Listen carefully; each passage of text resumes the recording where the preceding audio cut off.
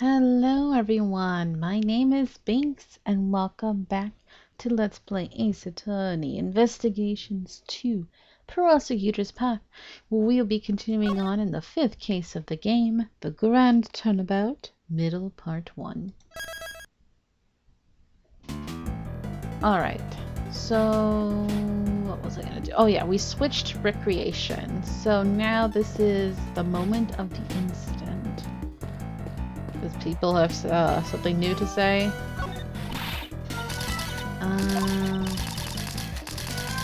No, this is the same. Okay. Well, let's look at that. His footprints stop near the body. They must be Mr. Cameron's footprints. He sure has some big feet. They look like a size 11. Okay, so it's the same. According to the data, shoes match these footprints. You know what they say about big feet? Thanks, please. The man is dead. I'm sorry. Alright, so for that. Cameron took a photo of the president from this spot. And he also called Miss Crane, right? At that time, the killer was already behind him. Holding the murderous brick. Let's look at the murderer. Why is the blood there? That's weird. Cameron took a photo of the president from this spot. And he also called Miss Crane, right? That's the same. Alright. Wait, but why is the blood there? It's the same. Am I missing something? Different angle? No, it's the same. Fire. I mean, then the only thing different is this. Okay, every nook and cranny. Let's look at the snowman missing a button. About this snowman. When we recreated the scene where Mr. Cameron was killed, it had already melted.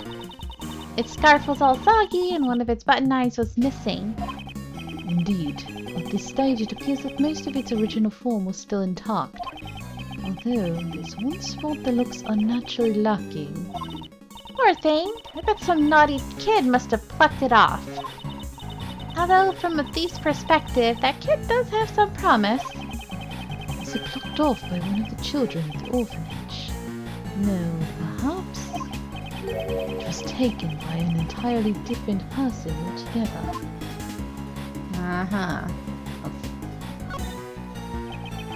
Judge Huang.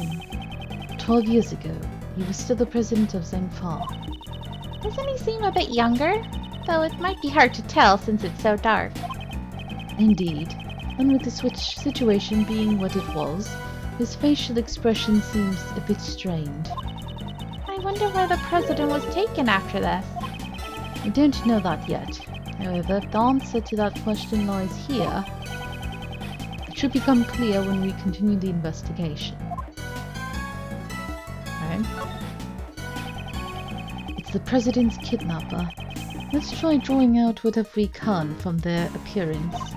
Right, I got it. Their appearance.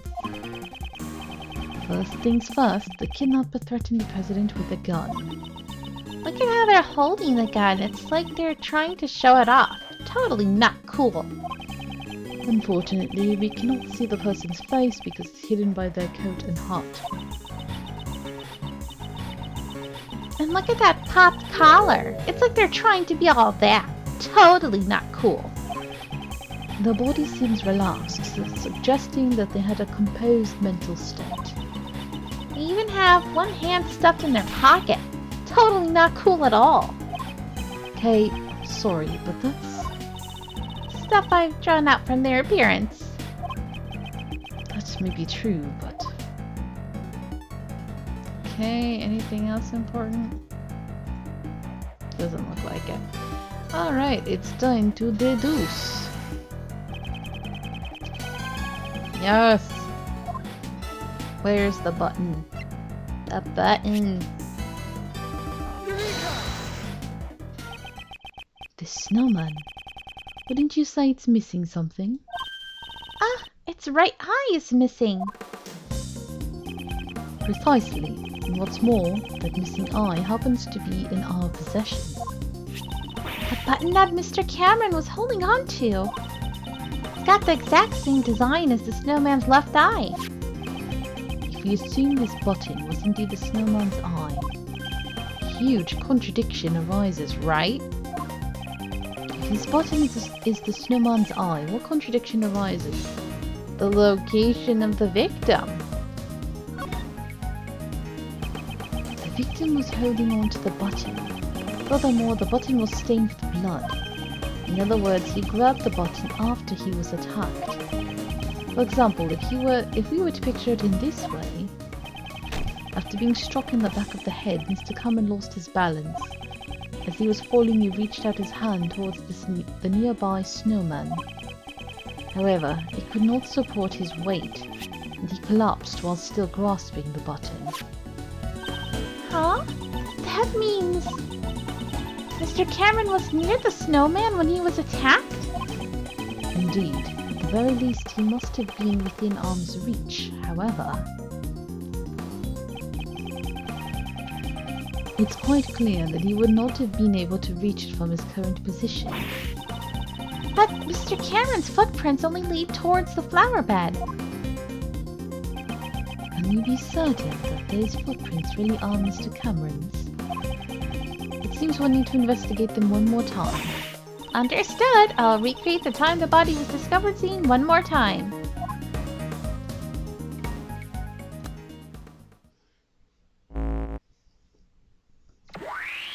And it makes sense, right? Why would Jack Cameron have been all the way in there? You would think, considering that Lang's father was so certain that it happened, or that it was connected to the orphanage, it would make more sense if Jack Cameron was on the outside looking in, and that the actual event was happening more further inwards. These footprints should match up with Mr. Cameron's shoes, right? Let's inspect them again.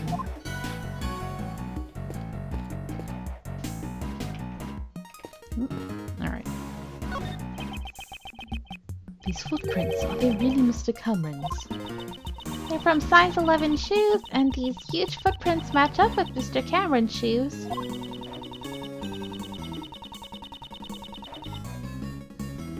No matter how you look at it, they're moving steadily towards the center of the flower beds. But when Mr. Cameron was attacked, he grabbed the button from the snowman. Even with a great thief's peak human conditioning, your arm just can't stretch that far. Let alone an ordinary civilian. It'd be completely impossible. The footprints come from the shoes worn by the victim, just as the case files say. However, does that mean Mr. Cameron was the owner of these shoes? We should re-examine Mr. Cameron's shoes. Oh. Okay.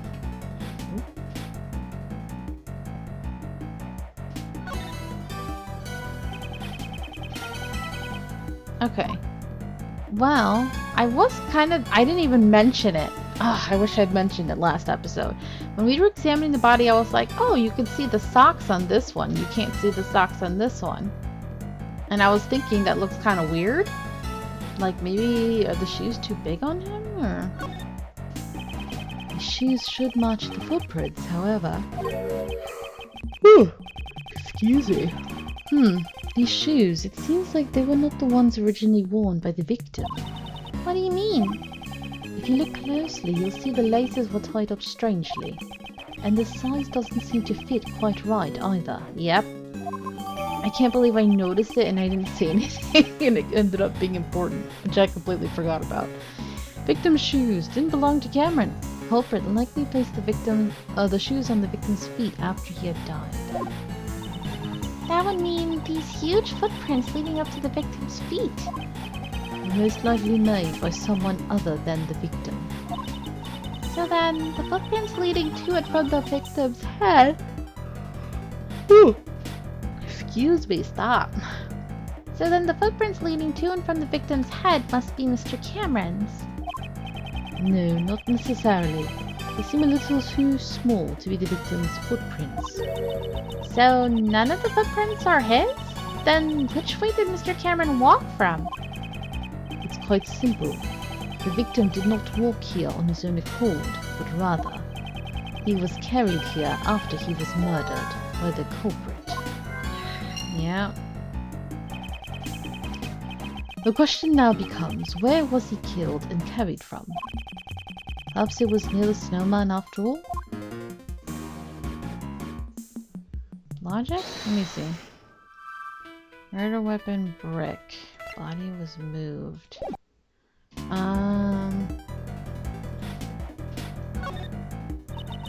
Ugh. Blood is so vivid. According to the autopsy report, it seems the immediate cause of death was blood loss from the blow to the head.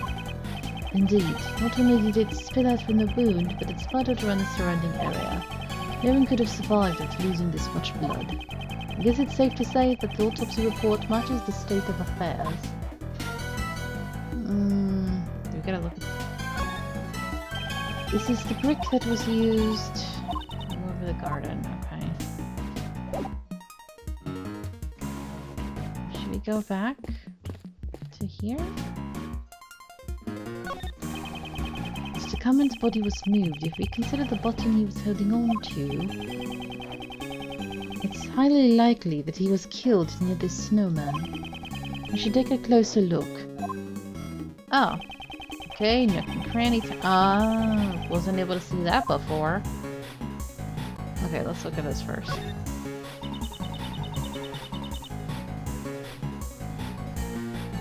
The snowman has become a sad sight to look at. Can't be helped. Snow and ice both melt away with time. Just like the mysteries of the cases you solve, Mr. Edgeworth.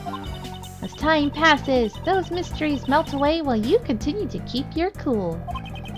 You do realize I'm racking my brain trying to solve those mysteries during a case? Yeah, I mean, look at that. Huh? There's a brick missing here. The weird part is, why is there no blood here?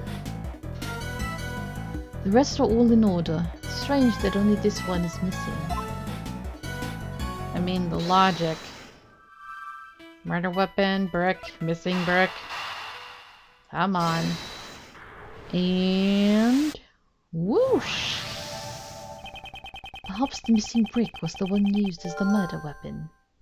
The brick used to kill Cameron was from near the snowman. Ah, yeah, it seems to be just the right size to fit in that gap perfectly. Okay. Yeah.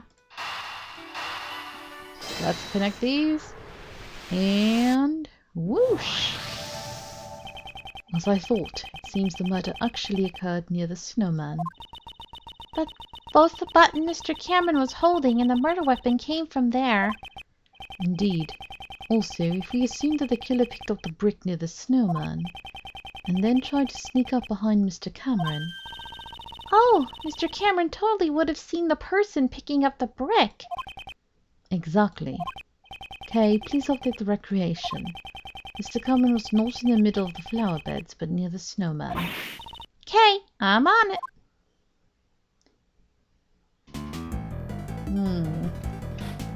Alrighty. I mean, obviously we're gonna have to reverse everything, so... No matter how you look at it, this is strange. All the people involved in the case are gathered in the same place. Did we make a mistake here or something? One piece of evidence this recreation is based on is odd. I had to choose which piece of evidence is fake, which piece of evidence is likely to be fake. The one that's making everything seem off would be the actual photo. Was this photo really taken by Mr. Cameron? Huh? What do you mean? We have proven that whoever killed Mr. Cameron also moved the body. For what reason would they have to deliberately move his body? Perhaps the culprit wanted to falsify the scene that Mr. Cameron witnessed. And that's why they took a fake photo? They made the president stand under the streetlight and took a photo with Cameron's camera. It would have been quite simple. Now that you mention it, Mr. Cameron's camera only had one photo on it, right? Indeed. In all likelihood, the original roll of film had been removed from the camera. And after loading a new roll of film into the camera, the fake photo was taken. I see. So this photo must have been taken after Mr. Cameron was killed, right? Makes sense.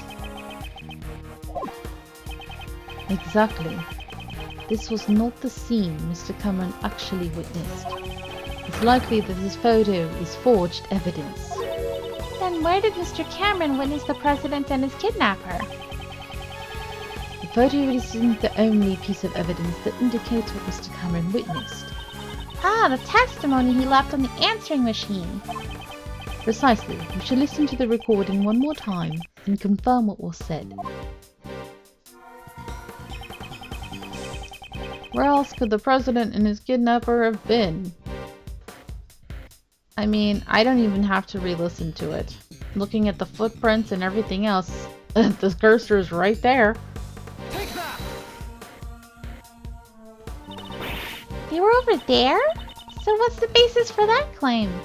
Oh, well, because that's where the bloodstain and the footprints are? Maybe I'm wrong. I guess I'm wrong. Wait, let me listen.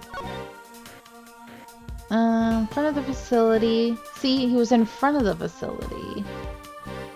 It's more, the light just went off. I can barely see a thing now. The light just went off. Is that connected to that? Do I really need a basis for my claims? In other words, you don't know, do you? Oh man, I thought I was right. Yes, it wasn't there. Let's try remembering what Mr. Cameron said in his eyewitness testimony. Can you say something about the situation at the scene? Indeed, Mr. Cameron's testimony should provide a major clue. Oh, I see the light off now. Ah, yeah. So where this fire thing is conveniently, there is no light here. That's probably what it is. Silly me. I mean, it made sense for it to be in the middle, but at the same time it kind of doesn't, right? Because that's a weird spot to stand. Like maybe if you were just coming out of the facility, you'd be there, or if you were walking... Maybe? I don't know. I guess it makes more sense. Even though it looks more aesthetically correct to be in the middle, it makes more sense that they were here. Take that! Mr. Cameron said this on the answering machine. The light just went off. You can barely see a thing now. There are only 2 places here where the lights are broken. The light by the orphanage. Okay, could you please update the recreation? Roger.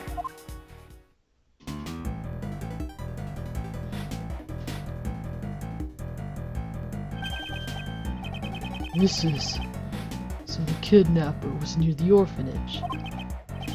Indeed. With this, we've shown the connection between the orphanage and the kidnapping. So that's why they moved the body and took a fake photo to create false testimony, in order to remove any suspicion towards the orphanage in court. Yeah, makes sense. With this, the state of the recreation has changed completely. The time the body was discovered scene has probably been greatly impacted as a result. Then let's go check it out right away. Preparations are ready. Since the state of the recreation has changed once again, you should press the Y button and select Change Recreation. Okay, whatever. You're telling me you gotta do it this time. Yeah, what's up? Let's change. Oh, we didn't talk to her at all, so let's just talk. Oh, you want to hear about the Little Thief's newest feature? Not particularly. What? Come on, don't say that. Using the latest feature, we can now recreate the scene at different times. She just went ahead and started explaining it. Right now, we can recreate the scene based on the police investigation report and Mr. Cameron's eyewitness testimony. Please let me know whenever you want to switch scenes. 3 disasters. A kidnapping, a murder, and a fire on top of that. So much happened that it's hard to keep things straight. The fire was caused by a child on the evening of the incident, which means the fire occurred before the kidnapping and the murder. Did you notice something about when the fire started? Indeed, there's one thing that caught my attention. If the fire occurred first, then something left of the crime scene should not have been there. What has changed the scene due to the fire and the evidence that I have on hand? It seems I'll need to take a moment to compare the two. Huh. I have to see what he's talking about. You want to blah blah blah, yeah. This is the time the body was discovered. Okay. You could have just done it for me, but whatever. I've recreated the scene. What was he talking about the fire? I don't know. I thought he was talking about something else. Well, okay. Originally, Mr. Cameron's body was here. In order to be consistent with the fake photo, he was moved to the center of the flower beds. Then the footprints going back and forth from the body, could they be... Indeed, there's only one possibility at the moment. These footprints were probably left when the body was moved to the flower beds.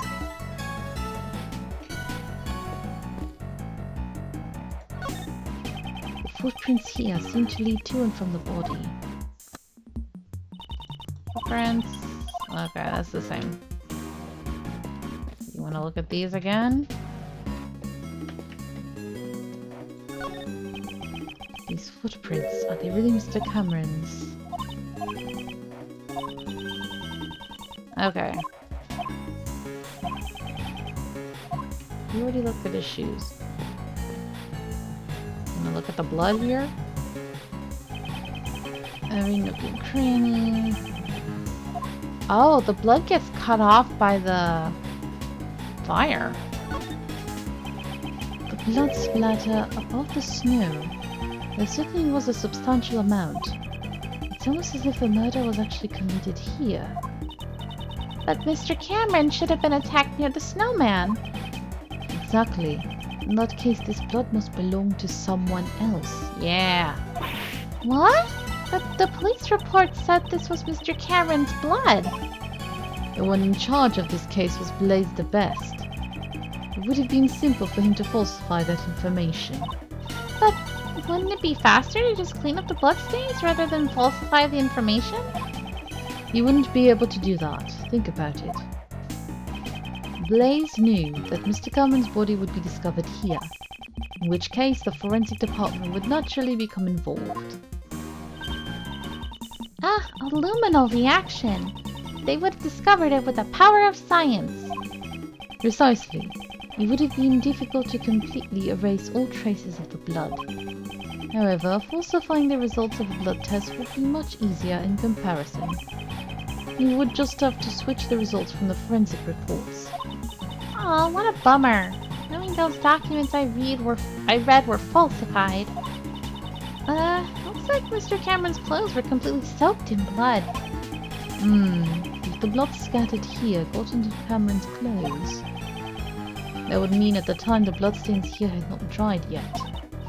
I see. So then this certain somebody's blood was splattered here just a short while before Mr. Cameron was murdered. Indeed, that's exactly right. However, if that's the case, wouldn't a new contradiction arise in this recreation? Yeah, where's Jack Cameron's blood? That's what I was wondering. And whose blood is this? We're deducing? What are we deducing? Whose blood it is? Shoot.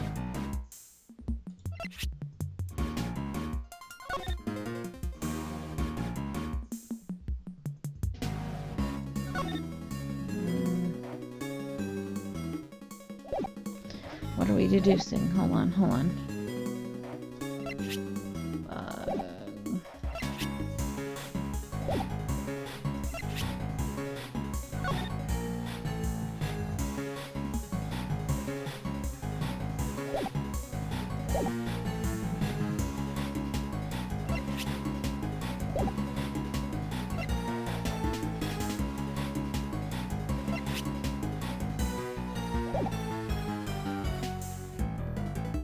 Is it about this?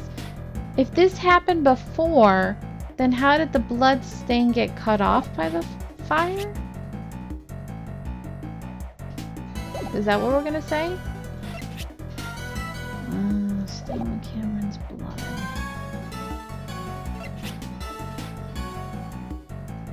I feel like it has to do with the blood stain. What am I gonna say?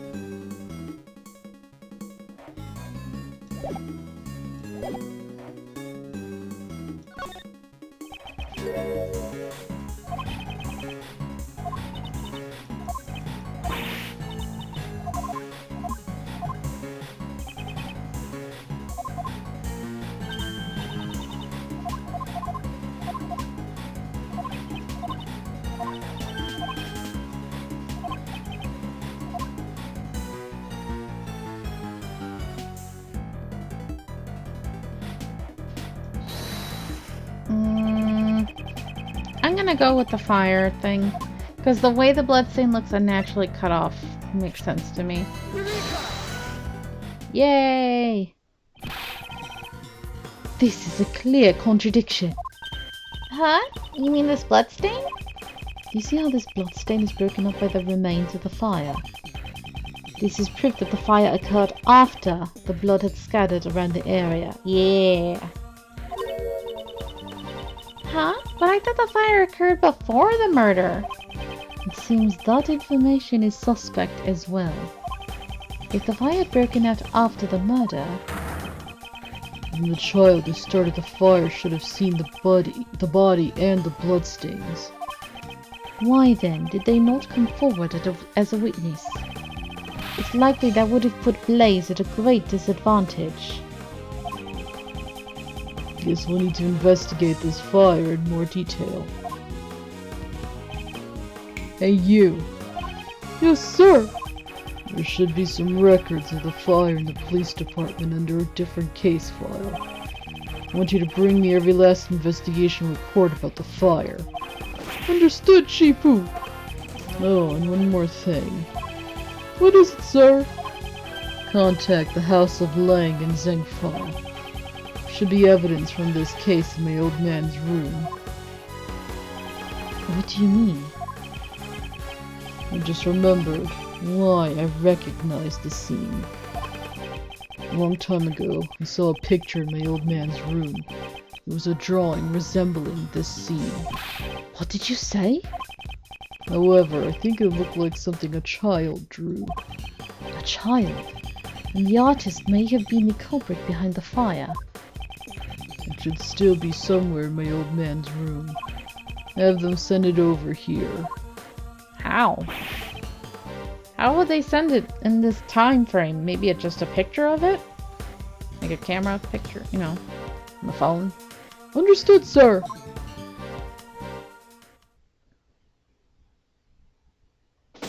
Investigation complete. Thank you for healing me. I had a lot of oopsies.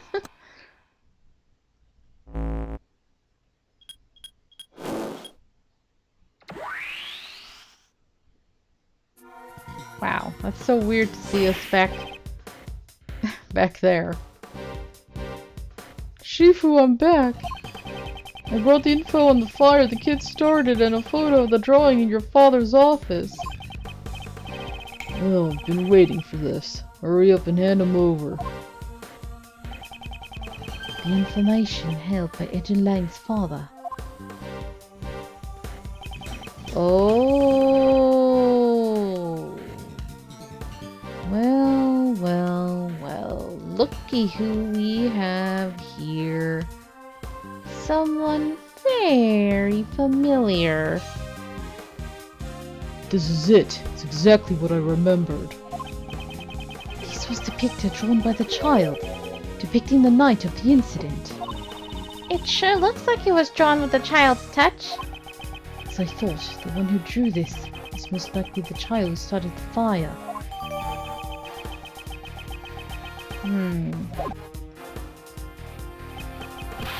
Shifu! What now? Sorry, but it's gonna have to wait. Hey, Mr. Prosecutor. Why do you think my old man had this? Perhaps he obtained it during the course of his investigation into the incident. Although I don't know why he would have concealed it. Agent Lang, might I be able to see the details of the fire? Yeah, sure. Allow me to read it post-haste. The boy who started the fire snuck out of bed on the night of the incident. Huh. It seems this boy went missing several days later. Uh-oh. What? Don't tell me that he witnessed something he shouldn't have. That's horrible. He was only a child after all. While I'd hate for that to be the case, we can't rule out the possibility entirely. Huh. Apparently the boy left some stuff behind at the orphanage and it was taken as evidence. What's this? What's that doing here? Huh? Mr. Prosecutor, do you recognize this? What the frick? Yes, I know one piece of evidence that's related to it. Which piece of evidence related to the boy left behind? Man, everything's all connected. It's a little freaky. The frickin' doll. I don't know what it's doing here. But isn't that the missing horn from this Mozilla doll? No way, you mean this came off the president's? You know of it. Yeah, I've noticed the president kept it close by as a decoration. I always thought it was strange how one of the horns was missing. Yeah. If you twist the horn, this doll will play back any previously recorded audio. So if we put the missing horn back in place, we might be able to hear a different recording. Weird system, but sure. Indeed, it is possible. The doll is currently on the 51st floor of the Grand Tower. Hey you heard that, right? Yes sir, I'll be right back. I love how we just keep sending this poor guy everywhere. Shifu, I've got it! The mighty Mozilla doll! Well done. Give it to the prosecutor over there. If we insert the horn found at the orphanage into the doll... It's a perfect fit. Well, you hear anything? Mr. Huang, it's Amy. It's been a while. Uh-oh. I saw the news that you would be coming to this country. I was really nervous about doing this, but I decided to send you a message. Please stop the playback. Judge Courtney? What's wrong? Stop it, now! It's a boy. Your son. He's just been born. Oh. I'm sorry. That's all I wanted to tell you. His name is John. John Marsh. It's a fine name for him, don't you think?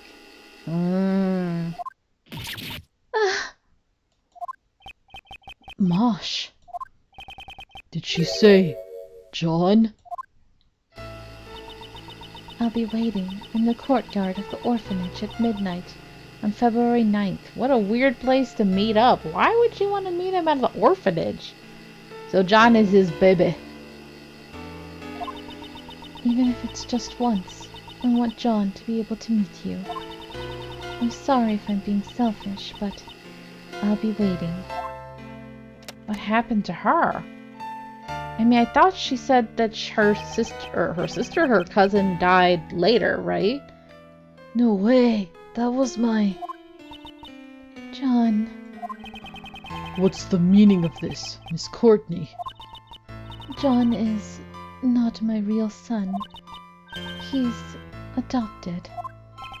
I mean, with the age difference, that makes more sense, yeah. Did John not know about this? Of course he knew. John's mother, Amy Marsh, passed away about 5 years ago. She and I were cousins. Since we were young, we've always been really close. We were often mistaken for sisters. That's why, when she passed away, I thought it was only natural that I look after John. Remind me, how old is John? 13, so he was about 8 years old when she died. And she's young. She took him in when she was 21. Dang. Also, there were circumstances which prevented me from revealing his father's identity. I never even told John his father's name. At least he doesn't look like the president. And now it's all been revealed, thanks to the recording on that doll. Did John's mother send the doll to the president? Hey, John, was he, the president, really my dad? That's so sad. You don't have either of them now. yes, he was. Before you were born, Amy worked as a diplomat in Zengfa. A diplomat? So that must be how she became acquainted with President Huang.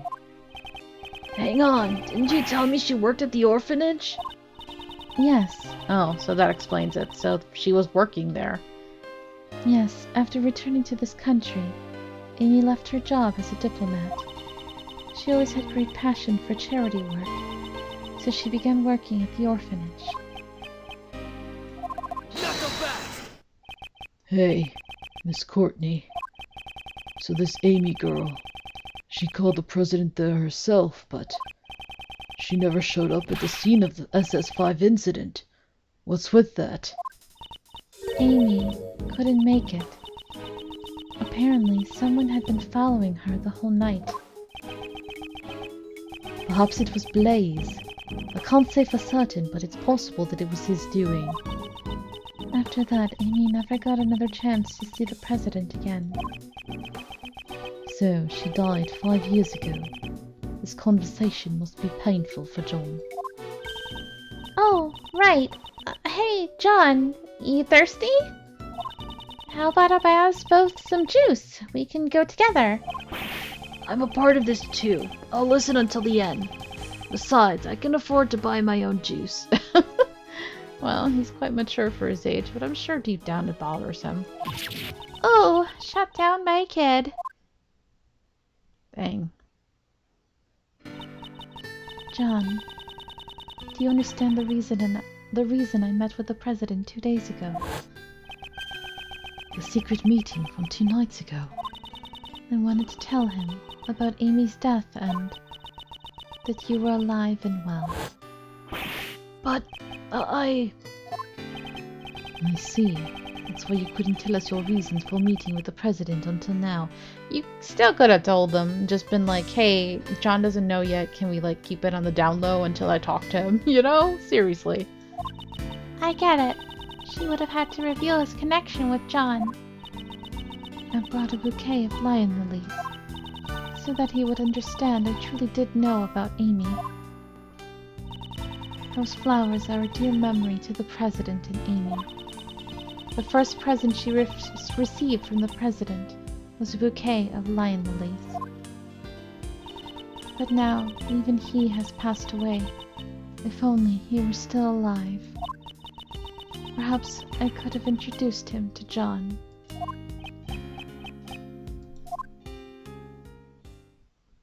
Aww. Alright, that's sad. But I think we are gonna leave this episode right here. We're still not at it to be continued. It's freaking ridiculous how long this case is. Oh, but thank you so much for watching. I hope you're enjoying it, and until next time, have a nice day. Bye!